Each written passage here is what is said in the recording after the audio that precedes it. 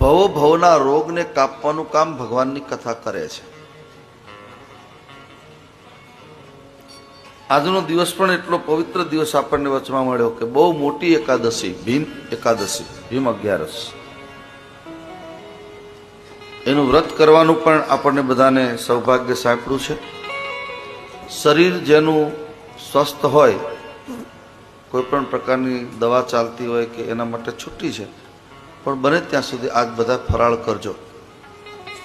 અને એકાદશીનું, કારણ કે આપણે આપણા ઘરે એકાદશી કરીએ ત્યારે એક એકાદશી કરો, ભીમ એકાદશી, એટલે 12 એકાદશીનું ફળ મળે. પણ તીર્થમાં જ્યારે તમે એકાદશીનું વ્રત કરો છો ત્યારે 1000 એકાદશીનું ફળ પ્રાપ્ત થાય છે. અને ભોજન કર્યા વગર ક્યારે કોઈ દુઃખી થયું હોય કે મરી ગયું હોય એવો એક દાખલો નથી પાછો ઇતિહાસમાં કોઈની પાસે છે નહીં.